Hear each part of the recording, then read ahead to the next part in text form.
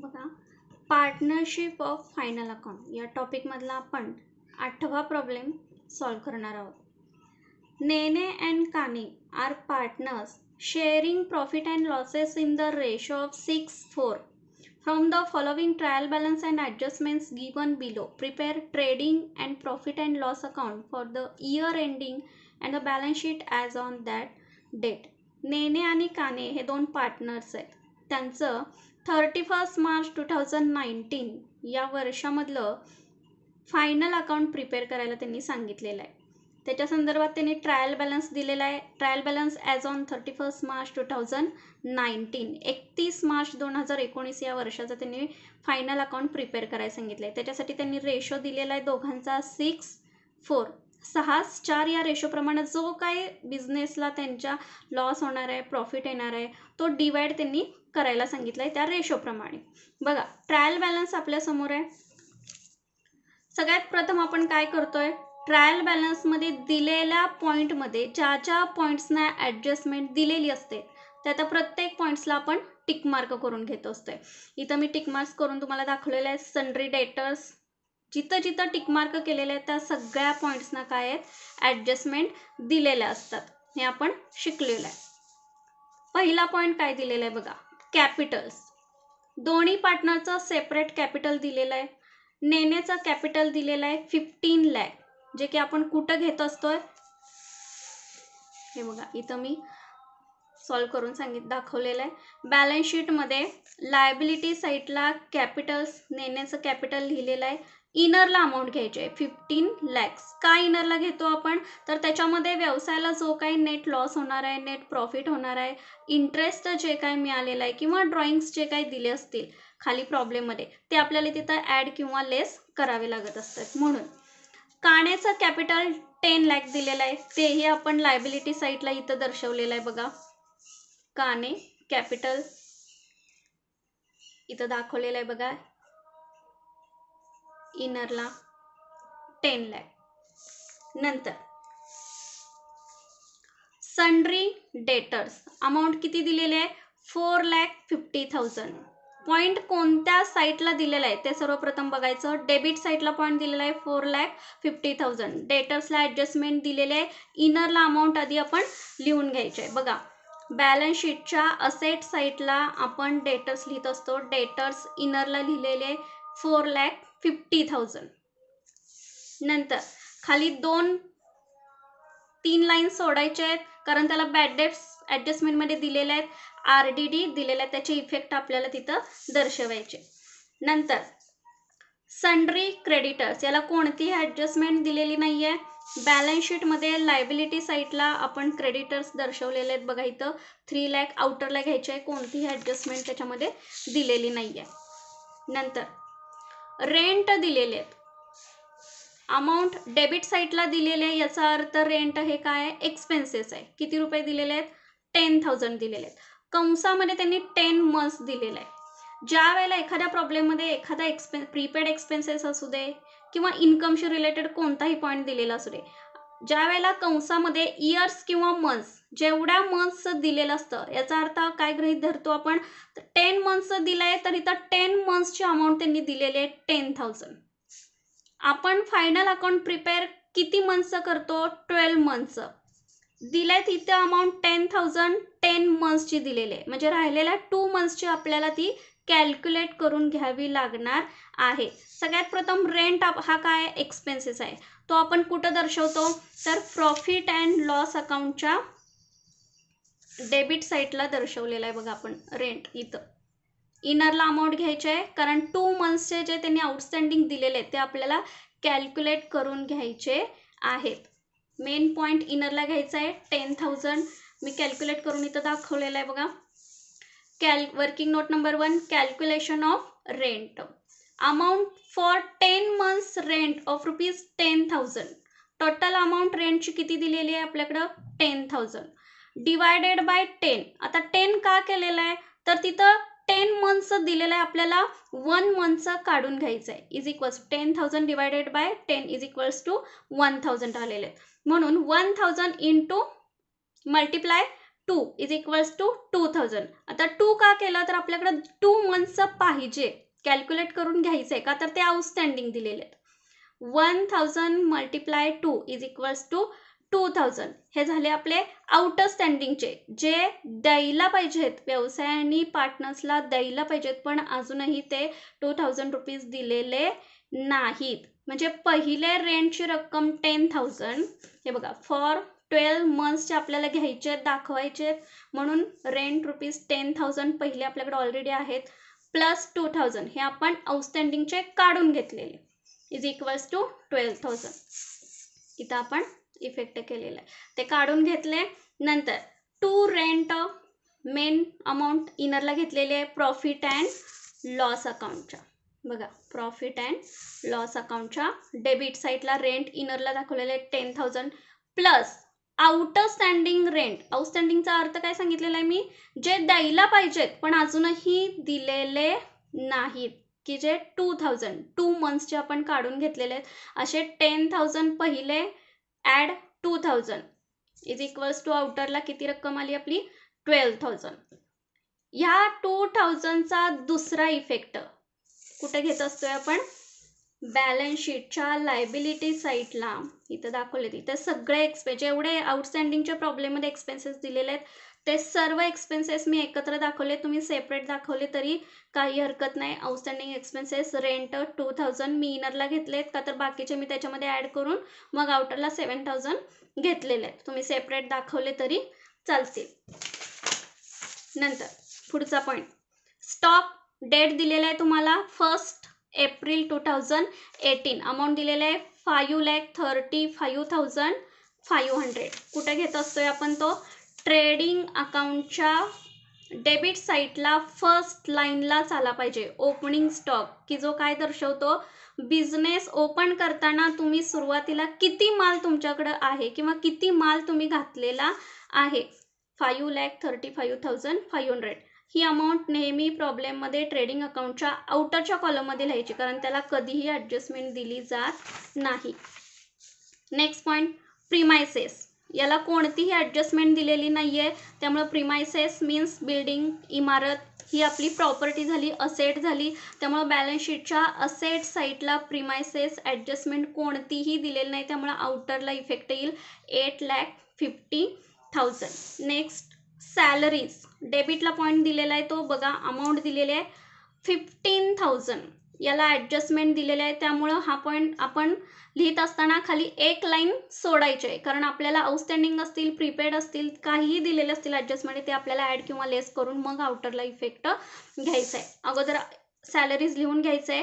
Profit and loss अकाउंटच्या debit साईडला बघा, इथं लिहिलेलं आहे 2 सॅलरीज इनरला इफेक्ट घ्यायचा आहे 50,000. ज्या वेळेला ॲडजस्टमेंटला आपण येऊ त्यावेळेला त्याचे इफेक्ट आपण तिथं पोस्टिंग करून घेऊया. Next, discount. डिस्काउंटची ज्या वेळेला आपण इफेक्ट करतो त्यावेळेला कोणत्या साईटला त्याची अमाऊंट दिलेले हे आधी पाहायचं. बघा, डेबिट साईटला 800 दिलेले आहेत आणि क्रेडिट साईटला 950 दिलेले. याच्यावरती कोणतीही ॲडजस्टमेंट दिलेली नाही, डायरेक्ट आउटरला अमाऊंट टाकायचे. डिस्काउंट, जी अमाऊंट डेबिटला दिलेली आहे 800, ती प्रॉफिट अँड लॉस अकाउंटच्या डेबिट साईटला लिहायचे. बघा, डिस्काउंट टू डिस्काउंट, आउटरला अमाऊंट घेतलेले 800, कोणतीही ॲडजस्टमेंट दिलेली नाही आहे. जी डेबिटला दिली ती डेबिटला अमाऊंट घ्यायची. क्रेडिटला डिस्काउंटची अमाऊंट दिली ती क्रेडिटला दाखवायचे. बघा, 950. प्रॉफिट अँड लॉस अकाउंटच्या आउटर कॉलमला क्रेडिट साईडला 950 पोस्टिंग करायचे. Next point, motor vehicles. ह्याला टिकमार्क केलंय, याचा अर्थ याच्यावरती ॲडजस्टमेंट दिलेली आहे. बघा, 3 नंबरची ॲडजस्टमेंट दिलेली आहे. डेप्रिसिएशन दिलेलं आहे @5% पर ॲनम. त्याच्यासाठी आपल्याला डेप्रिसिएशन इथं नोंदवायचं आहे, त्यामुळं तिथं खाली एक लाईन सोडायची. बॅलन्स शीटच्या असेट साईटला मोटर व्हेकल्स घेतलेले आहेत 3,70,000 इनरच्या कॉलममध्ये लिहायचे आहेत, का तर आपल्याला लेस डेप्रिसिएशन 5% लिहायचे. एक लाईन खाली सोडायची. अगोदर 3,70,000 लिहून घ्यायचं आहे तिथं. Next point, sales. सेल्स आणि परचेसेस लिहित असताना रिटर्न्स काय दिलेत का ते चेक करायचे आधी. रिटर्न्स काय दिलेत का बघा, इथं दिलेलं आहे तर रिटर्न्स त्यामुळं इनरच्या कॉलममध्ये अमाऊंट ती लिहून घ्यायची आहे. सेल्स किती दिलेले आहेत बघा, 8,40,500. ट्रेडिंग अकाउंटच्या क्रेडिट साईटला पोस्टिंग करून घ्यायचं आहे आपल्याला बघा.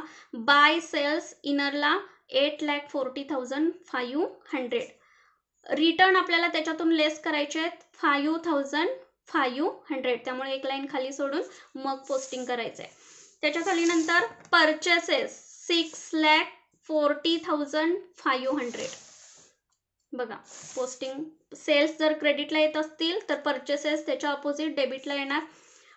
ट्रेडिंग अकाउंटच्या डेबिट साईटला 2 परचेसेस इनरला घ्या 6,40,500. रिटर्न्स आपल्याला लेस करायचे आहेत 3,500 आणि मग आउटरला अमाऊंट घ्यायचे. नेक्स्ट वेजेस दिलेले आहेत बघा, इथं टिकमार्क केलेले आहे, याचा अर्थ ॲडजस्टमेंट दिलेली असणार आहे. 2 नंबरचे ॲडजस्टमेंट दिले, आउटस्टँडिंग दिलेले आहेत त्यामुळे ते आपल्याला ॲड करावे लागणार आहेत. वेजेस 10,000 दिलेले आहेत आपल्याकडं बघा. ट्रेडिंग अकाउंटच्या डेबिट साईटला पोस्टिंग होणार आहे. इनर कॉलमला घ्या कारण जे आउटस्टँडिंग दिले ते आपल्याला ॲड करून घ्यावे लागतील. 10,000 इनरच्या कॉलममध्ये घ्यायचे आहेत. ऑफिस एक्सपेन्सेस किती रुपीज दिलेत बघा, 20,000 दिले. कोणती ॲडजस्टमेंट दिले नाही. ऑफिस अँड ॲडमिनिस्ट्रेशनशी रिलेटेड जे काही एक्सपेन्सेस इन्कम असतील ते आपण कुठे घेत असतो तर P&L अकाउंटच्या डेबिट साईटला घ्यायचे आहेत बघा. ऑफिस एक्सपेन्सेस इथं मी दाखवलेला आहे. 2 ऑफिस एक्सपेन्सेस 20,000 आउटरला घ्यायचं आहे, ॲडजस्टमेंट दिलेली नाही. नेक्स्ट बँक ओव्हरड्राफ्ट 1,50,000 क्रेडिट साईटला अमाऊंट दिलेलं आहे. याचा अर्थ बँक अधिकर्ष सवलत कुठे घेतो आपण, बॅलन्स शीटच्या लायबिलिटी साईटला बँक ओव्हरड्राफ्ट घ्यायचा. बँक ओव्हरड्राफ्ट म्हणजे बँक अधिकर्ष सवलत 1,50,000 आउटरला घ्यायचे, कोणतीही ॲडजस्टमेंट दिलेली नाही. नेक्स्ट रिटर्न्स, टोटल रिटर्न्स दिलेत तुम्हाला. डेबिट पॉईंट बघायचा कोणत्या साईटला दिलेला आहे, डेबिट साईटला दिलेली अमाऊंट 5,500. हे काय असणार आहे, सेल्स रिटर्न असणार आहे. डेबिटला दिलेला पॉईंट रिटर्न्सचा हा काय असणार आहे, सेल्स रिटर्न असणार आहे. आणि 3,500 हा क्रेडिटच्या कॉलममध्ये दिलेली अमाऊंट आहे, तो काय असणार आहे, परचेस रिटर्न. बघा इथं दर्शवलेला आहे. 5,500 हे सेल्समधून काय केलेले आहेत, लेस केले आहे. सेल्स रिटर्न 5,500 लेस करून आउटरला अमाऊंट घेतले 8,35,000. नंतर क्रेडिटला अमाऊंट दिलेले 3,500 हे परचेस रिटर्न असणार आहेत. 6,40,500 लेस 3,500 इज इक्वल्स टू 6,37,000 हे आउटरला घ्यायचे. Next provident fund investment 8 lakh दिलेले आहे तिथं बघा. प्रॉव्हिडंट फंडाचे त्यांनी 1 2 3 4 पॉईंट्स दिलेले आहेत.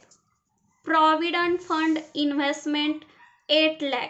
पहिला पॉईंट बघा, प्रॉव्हिडंट फंड इन्व्हेस्टमेंट म्हणजे काय, भविष्य निर्वाह निधी. पार्टनर्सनी भविष्यासाठी असा निधी उभा केलाय किंवा अशी तरतूद केलेली आहे किंवा एक प्रकारची इन्व्हेस्टमेंट गुंतवणूक केलेली आहे. ती कशामध्ये केलेली आहे तर प्रॉव्हिडंट फंडामध्ये केलेली आहे. नुसता इन्व्हेस्टमेंटचा पॉईंट दिला असेल तर आपण कोणत्या साईटला घेत असतोय, बॅलन्स शीटच्या असेट साईटला दर्शवत असतो. आता ही इन्व्हेस्टमेंट केली त्यांनी, कशामध्ये इन्व्हेस्टमेंट केली आहे हे दर्शवलेलं आहे. कशामध्ये केले तर प्रॉव्हिडंट फंड इन्व्हेस्टमेंट. प्रॉव्हिडंट फंडामध्ये पैसे गुंतवलेले आहेत. पैसे आपण का गुंतवतो तर त्याच्यामध्ये काहीतरी वाढीव रक्कम आपल्याला मिळायला पाहिजे, भविष्यासाठी काहीतरी आपण तरतूद करायला पाहिजे. याच्यासाठी ह्या पार्टनरनी गुंतवणूक केलेली ती कशामध्ये केलेली आहे तर प्रॉव्हिडंट फंडामध्ये केलेली आहे. इन्व्हेस्टमेंट नेहमीप्रमाणे आपण असेटला घेतो, त्यामुळे हा पहिला पॉईंटचा effect provident fund investment point दिलेला आहे डेबिट साईटला. त्यामुळं इफेक्ट हा 8 लाखचा इफेक्ट बॅलन्स शीटच्या असेट साईटला होणार. प्रॉव्हिडंट फंड इन्व्हेस्टमेंट बघा, प्रॉव्हिडंट फंड इन्व्हेस्टमेंट 8 लाख आउटरला घ्यायचे. त्याच्यामध्ये कोणत्याही प्रकारचे खालचे इंटरेस्ट प्लस करायचे नाहीत, मायनस करायचे नाही. तर ही 8 लाख केलेली आपण इन्व्हेस्टमेंट आहे ती भविष्यासाठी आपल्यासाठी उपयोगी पडणारी प्रॉपर्टी आहे. त्यामुळे 8 लाखचा इफेक्ट बॅलन्स शीटच्या असेट साईडला येणार. नेक्स्ट, कॅश इन हँड नेहमीप्रमाणे असेटला जाईल. हातामध्ये रक्कम आपल्या किती शिल्लक आहे? Cash in hand 40,000. Next, provident fund contribution. Contribution means divide करणं, वाटप करणं किंवा वाटून घेणं. 1 लाख काय वाटून घेतलंय? तर जी इन्व्हेस्टमेंट प्रॉव्हिडंट फंडामध्ये केलेली आहे त्यातले 1 लाख रुपीज काय केलेले आहेत? व्यवसायाने डिवाइड करून दिलेत किंवा कॉन्ट्रीब्यूट करून दिलेले आहेत. पॉइंट दिलेला आहे तुम्हाला डेबिट साईडला. डेबिट साईडचे सगळे इफेक्ट हे खर्च किंवा असेट दर्शवतात हे आपण पाहिलेलं आहे. 1 लाख हे प्रॉफिट अँड लॉस अकाउंटच्या डेबिट साईडला टाकायचे ते टू प्रॉव्हिडंट फंड कॉन्ट्रीब्युशन. कारण व्यवसायामध्ये जरी आपण हे 8 लाख गुंतवलेले असले, हे बघा हे 8 लाख गुंतवलेले असले तरी व्यवसायाने आपल्याला कॉन्ट्रीब्यूट किती रक्कमेचे केलेलं आहे? 1 लाख रुपीजचे केले. म्हणजे व्यवसायाच्या दृष्टिकोनातनं जी रक्कम 1 लाखची पार्टनर्सना दिली गेलेली आहे तो व्यवसायाच्या दृष्टिकोनातनं एक प्रकारचा एक्सपेन्सेस असतो. त्यामुळे to provident fund contribution 1 lakh rupees हे प्रॉफिट अँड लॉस अकाउंटच्या डेबिट साईडला घ्यायचे. To provident fund contribution 1 lakh rupees. Next, provident fund. बघा, प्रॉव्हिडंट फंड नुसता पॉइंट दिलेला आहे तिथं. प्रॉव्हिडंट फंड अमाऊंट कोणत्या साईटला दिलेले आहे ते आधी चेक करायचं. अमाऊंट दिलेले आहे क्रेडिट साईटला 2,80,000. इथं इन्व्हेस्टमेंट केले म्हटल्यानंतर त्यातली काही रक्कम वाटून टाकलेली आहे पार्टनर्सला व्यवसायाकडून. राहिलेली रक्कम प्रॉव्हिडंट फंडची किती राहिली आहे? 2,80,000. हे 2,80,000 अजून व्यवसायाकडून देणं आहे. कुणाला देणं आहे? तर ते पार्टनर्सना देणं आहे. 2,80,000 व्यवसायाच्या दृष्टिकोनातनं ते देणं आहे. कुणाला देणं आहे? तर पार्टनर्सना. म्हणून ते बॅलन्स शीटच्या लायबिलिटी साईडला घ्यायचे. बघा, प्रॉव्हिडंट फंड तुम्ही डायरेक्टली आउटरला सुद्धा अमाऊंट टाकू शकता, इनरला घेतली तरी चालेल. प्रॉव्हिडंट फंड 2,80,000 इनरला घेतलेले आहेत मी इथं. तुम्ही डायरेक्टली आउटरला घेतली तरी चालू शकते. नंतर प्रॉव्हिडंट फंडाची रक्कम व्यवसायाकडून देणं किती होती? 2,80,000. खाली आणि एक पॉईंट दिलेला आहे, interest on provident fund investment. जी काय आपण इन्व्हेस्टमेंट करत असतो त्याच्यावरचं इंटरेस्ट हे व्यवसायांना पार्टनर्सना देणं अनिवार्य असतं. त्यामुळं इंटरेस्ट ऑन प्रॉव्हिडंट फंडाची इन्व्हेस्टमेंटवरचं जे काही इंटरेस्ट आहे ते व्यवसायाकडून पार्टनर्सना मिळणार असते. पॉईंट दिलेला आहे क्रेडिट साईडला, त्यामुळे तो इन्कमशी रिलेटेड झाला. कुणाचा इन्कम? तर पार्टनर्सचा इन्कम झाला. Interest on provident fund investment 42,000 हे बिझनेसनी पार्टनर्सना देणं आहे. ते अजूनही दिलेले नाही आहेत, देणं आहे. त्यामुळे क्रेडिट साईडला पॉईंट दिला आहे. तर तो 42,000चा इफेक्ट बॅलन्स शीटच्या लायबिलिटी साईडला जो प्रॉव्हिडंट फंडाची रक्कम आपण 2,80,000 घेतल्या त्याच्यामध्ये plus interest on provident fund investment 42,000 add करून आउटरला 3,22,000 असं घेतलं तरी चालेल. किंवा डायरेक्टली तुम्ही 2,80,000 आउटरला लिहिलं असेल तर त्याच्या खाली interest on provident fund investment त्याच्यावरचं व्याज तुम्हाला किती व्यवसायांना देणं आहे तर 42,000 असं सेपरेट तुम्ही लिहिलं तरी चालू शकते. Next, cash at bank. बघा, cash at bank 2 lakh debit साईडला पॉईंट दिले आपल्याला माहिती आहे. बॅलन्स शीटच्या असेट साईडला इफेक्ट येत असते 2 लाख. नंतर ड्रॉइंग्स हे कॅशमध्ये दिलेले ड्रॉइंग्स आहेत. नेने 20,000 डेबिट साईडला पॉईंट दिलेला आहे. बघा 20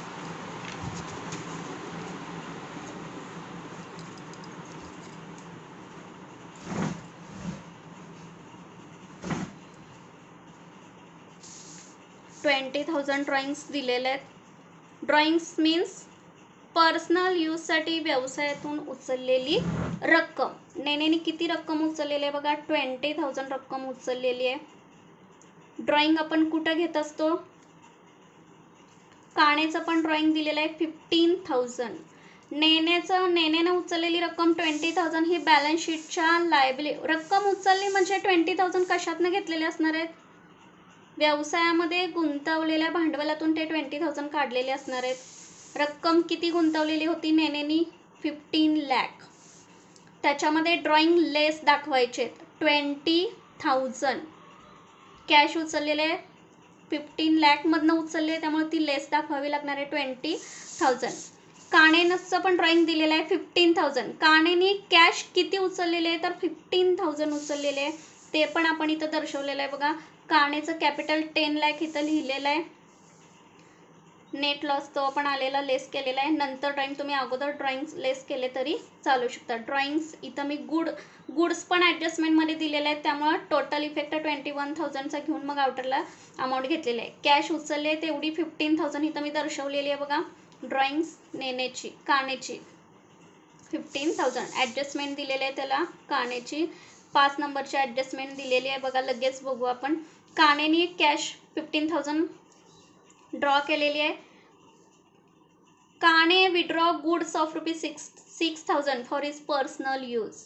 काणेनी व्यवसायामधून 6,000चा माल काय केलेला आहे, ड्रॉ केलेला आहे. कशासाठी, फॉर पर्सनल यूज, वैयक्तिक खर्चासाठी किंवा वैयक्तिक कामासाठी 6,000चा माल त्यांनी काय केलेला आहे, घेतलेला आहे. हे 15,000 कॅशचे आणि प्लस गुड्सचे 6,000 असा 2 इफेक्ट आपण इथं लायबिलिटीला घेणार आहोत. काणे ड्रॉइंग, टोटल ड्रॉइंग्स बघा. कॅश ट्रायल बॅलन्समध्ये दिलेले 15,000 प्लस ॲडजस्टमेंटमधले गुड्स 6,000, असे 15,000 प्लस 6,000 आउटरला 21,000. आणि हे मेन ह्याच्यामधून कॅपिटलमधून काय केलेले आहेत, लेस केलेले आहेत. आणि आउटरला 8,93,500 एवढी रक्कम आलेली आहे बघा. ह्या 6,000 ॲडजस्टमेंटमध्ये दिलेल्या रकमेचा दुसरा इफेक्ट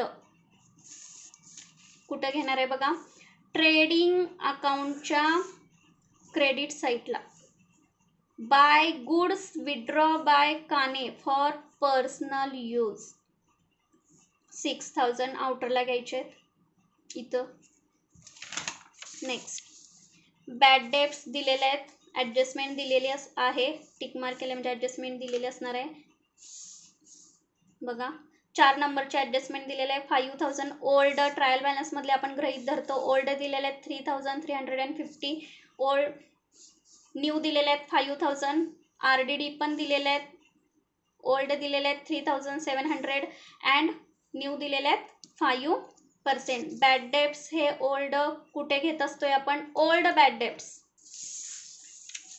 प्रॉफिट अँड लॉस अकाउंटच्या डेबिट साईटला. हे बघा, टू ओल्ड बॅड डेट्स 3,350. त्याच्यामध्ये प्लस न्यू बॅड डेट्स हे ॲडजस्टमेंटमधले 5,000. हे बघा, हे काय केलेले आहेत, ॲड केलेले आहेत. पहिला इफेक्ट P&Lच्या डेबिटला ओल्डमध्ये ॲड केलेला आहे. दुसरा इफेक्ट डेटर्समध्ये आपण काय करतो, लेस करतो 5,000. आलेला बॅलन्स इनरलाच घ्यायचा आहे का, तर RDD त्यांनी ॲडजस्टमेंटमध्ये दिलेला आहे 5%. ह्या 4,45,000 वर RDD 5% कॅल्क्युलेट केलेलं आहे बघा इथं 22,250. आणि मग आउटरला 4,22,750 इथं मी कॅल्क्युलेट करून दाखवलेलं आहे बघा. RDD टोटल डेटर्स आलेले आहेत 4,50,000 लेस बॅड डेट्स ॲडजस्टमेंटमधले 5,000 इथं लेस करून दाखवलेत 4,45,000 मायनस न्यू RDD 5%. या 4,45,000 वर 5% मी कॅल्क्युलेट केलेले आहेत 22,250 एवढे आलेले आहेत बघा इथं केले. RDD 5% is equals to 4,45,000 divided by 100 into 5. किती पर्सेंट काढायचं आहे तर 5. खाली आलेली आहे बघा रक्कम इथं 22,250. त्याचे 2 इफेक्ट आपण नियमातनं घेतो. पहिला इफेक्ट इथं RDD लेस केलेला आहे 22,250. आणि दुसरा इफेक्ट हे बघा, ओल्ड बॅड डेट्स ट्रायल बॅलन्समधले 3,350 ॲड न्यू बॅड डेप्स ॲडजस्टमेंटमधले 5000 प्लस न्यू RDD ॲडजस्टमेंटमधले जे 5% आपण आत्ता कॅल्क्युलेट केलेले 22,250. आलेला बॅलन्स इनरलाच घेतलेला आहे 30,600 आणि मग ट्रायल बॅलन्समधला बॅलन्स RDDचा जो आपण ओल्ड गृहीत धरतो तो मायनस करायचा आहे 3,700 आणि आउटरला अमाऊंट घेतला आहे 26,900. बघा आता ॲडजस्टमेंट फर्स्ट.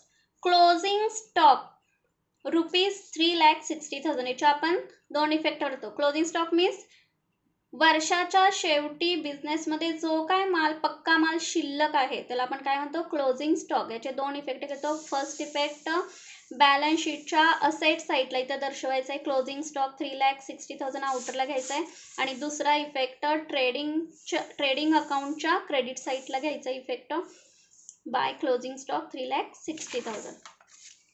सेकंड ॲडजस्टमेंट बघा. Outstanding wages ₹3,000 and salaries ₹2,000. Wages आपण ट्रेडिंगच्या डेबिटला लिहिलेला आहे बघा. वेजेस 10,000. आउटस्टँडिंग वेजेस डायरेक्टलीच अमाऊंट दिलेले आहे त्यांनी 3,000 इथं आपण घेतलेले आहेत. आउटस्टँडिंग आपण नेहमी ॲड करतो. ॲड करून 13,000 आउटरला घेतले आणि दुसरा 3,000चा इफेक्ट बॅलन्स शीटच्या लायबिलिटी साईडला इथं दर्शवलं आहे. आउटस्टँडिंग एक्सपेन्सेस वेजेस 3,000 आणि सॅलरी पण आउटस्टँडिंग दिलेले आहेत. किती दिलेले आहेत बघा 2,000. पहिला इफेक्ट इथं 2,000 लायबिलिटी साईडला घेतलेला आहे आउटस्टँडिंग सॅलरीज आणि मेन पॉईंटमधून तो ॲड केलेला आहे 2,000. आउटरला 52,000. Next third adjustment. Depreciate motor vehicle at the rate 5% per annum. Main motor vehicles जो दिलेला आहे तो बॅलन्स शीटमध्ये आपण असेट साईडला दर्शवलेला आहे. मोटर व्हेकल्स 3,70,000 इथं इनरला घेतला आहे का तर ॲडजस्टमेंट दिलेलं आहे. डेप्रिसिएशन कॅल्क्युलेट करायचं आहे 5%. 3,70,000 पर ॲनम इयरली कॅल्क्युलेट करायचं आहे 5%. किती आलेला आहे 18,500. लेस करून आउटरला अमाऊंट घ्यायची आहे 3,51,500. हे बघा इथं कॅल्क्युलेट केलेलं आहे मी.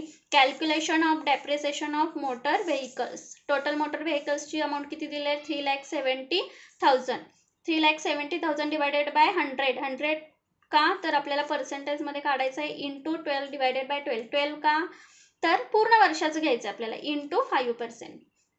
भाग घालवलेला बघा इथं 3,700 इंटू 5% आली किती रक्कम 18,500. हे आपण पहिला इफेक्ट इथं मेन असेटमधून लेस केलेला आहे 18,500. दुसरा इफेक्ट P&L अकाउंटच्या डेबिट साईडला इथं दर्शवलेला आहे बघा. To depreciation on motor vehicles 18,500 आउटरला घ्यायचं आहे. दुसऱ्या कोणत्याही असेटचं डेप्रिसिएशन दिलेलं नाही. फोर्थ ॲडजस्टमेंट बघा. Write off bad debts of ₹5,000. New bad debts किती दिलेले आहेत 5,000. ह्याचा पहिला इफेक्ट आपण डेटर्समधून लेस दर्शवलेला आहे बघा 5,000 आणि दुसरा इफेक्ट इथं दर्शवलेला आहे 5,000. ओल्ड बॅड डेट्समध्ये ते ॲड केलेले आहेत. Next and provide for RDD at 5% sundry debtors. RDD 5% दिलेला आहे तो आपण आलेल्या बॅलन्सवरती कॅल्क्युलेट केलेला आहे बघा 22,250. ह्याचा दुसरा इफेक्ट P&Lच्या डेबिटला आपण तो ॲड दाखवलेला आहे 22,250. ओल्ड बॅड डेट्समध्ये दोन्ही new bad debts new RDD add केलेले आहे. आलेल्या बॅलन्समधून ओल्ड RDD जो ट्रायल बॅलन्समध्ये दिलेला आहे तो लेस केलेला आहे. आणि लास्ट ॲडजस्टमेंट आपण पाहिलेलं आहे. Kane withdraw goods of ₹6,000 for personal use. पहिला इफेक्ट ड्रॉइंगचा गुड्स जे मी ड्रॉ केलेले आहेत ते इथं लिहिलेले आहेत आणि दुसरा इफेक्ट ट्रेडिंग अकाउंटच्या क्रेडिट साईटला इथं घेतलेलं आहे बघा 6,000 आउटरला. सगळे इफेक्ट दर्शवलेले आहेत आपण बघा.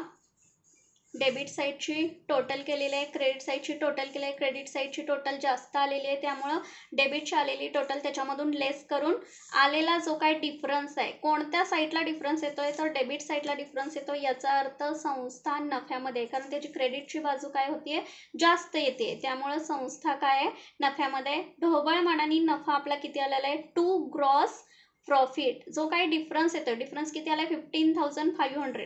जो काही डिफरन्स येतोय त्याला आपण ग्रॉस प्रॉफिट कॅरीड डाऊन असं नाव देत असतोय. तोच पुढं ब्रॉड डाऊन दाखवायचा आहे P&L अकाउंटला बघा. इथं दर्शवलेला आहे. कॅरीड डाऊन P&L अकाउंटच्या क्रेडिट साईडला घ्यायचं आहे. By gross profit brought down 15,500. क्रेडिटची टोटल किती येते बघायचे.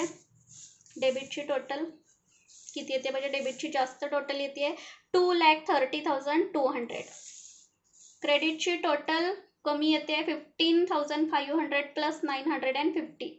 दोनच पॉईंट क्रेडिट साईडला आहे, त्यामुळे संस्थेला नेट लॉस झालेला आहे. हे बघा डिफरन्स किती आलेला आहे 2,13,750 एवढा डिफरन्स येतोय. तो दिलेला रेशोमध्ये दोघांच्या मध्ये डिवाइड करायचा आहे. 2,13,750 इथं कॅल्क्युलेट केलेलं आहे मी बघा. Calculation of net loss ratio दिलेला आहे प्रॉब्लेममध्ये सुरुवातीला आपल्याला 6,4. टोटल नेट लॉस किती आलेला आहे 2,13,750. नेणेला किती डिवाइड करायचं आहे 2,13,750 डिवायडेड बाय 10. 10 का घेतले तिथं तर दोघांच्या रेशोची बेरीज करायची आहे. 6 + 4 म्हणून 10. त्याच्यामधला कितवा हिस्सा त्याला द्यायचा आहे नेणेला तर 10 मधला 6वा हिस्सा त्याला द्यायचा आहे म्हणून इंटू 6 आलेत किती 1,28,250. नंतर काणेला किती डिवाइड करायचे 2,13,750 डिवायडेड बाय 10 इंटू 4. या 10 मधला चौथा हिस्सा त्याला द्यायचा आहे इक्वल्स टू 85,400 एवढा डिवाइड करायचा आहे बघा. आलेला लॉस दोघांचा सेपरेट कॅपिटलमधून लेस करायचा आहे. जर नेट प्रॉफिट आला तर आपण तो कॅपिटलमध्ये ॲड करतो. इथं लॉस आलाय आपल्याला लेस करायचा आहे कॅपिटलमधून बघा लेस केलेला आहे 15 lakh minus 1,28,750 is equals to इनरलाच घ्यायचं आहे का तर ड्रॉइंग्स दिलेले आहेत ते आपल्याला लेस करायचे आहेत 13,71,750 लेस 20,000 आउटरला अमाऊंट घेतलेला आहे 13,51,750. नेक्स्ट काणेचं कॅपिटल इनरला घेतलेलं होतं 10 लाख त्याच्यामध्ये नेट लॉस त्याला जो वाटणीला आलेला आहे तो घेतलेला आहे बघा 85,500. इनरलाच अमाऊंट घेतलेला आहे 9,14,500. लेस ड्रॉइंग्स केलेले आहेत कॅश दिलेले होते सेपरेट ते घेतलेले आहेत प्लस गुड्स पण दिलेले होते त्याचे ते घेतलेले आहेत. असे टोटल 21,000 ड्रॉइंग्स काय केलेले आहेत लेस केलेले आहेत आउटरला घेतलेले आहेत 8,93,500. बॅलन्स शीटची टोटल आणि लायबिलिटीची टोटल इक्वल यायला पाहिजे. इक्वल आली तर प्रॉब्लेम टॅली होत असतो हे आपल्याला माहिती आहे. लायबिलिटीची टोटल आलेली आहे बघा 13,24,250. असेटची टोटल पण तेवढीच येते 30,24,250. प्रॉब्लेममध्ये काहीही शंका असल्यास पर्सनल फोन करून विचारला तरी चालेल.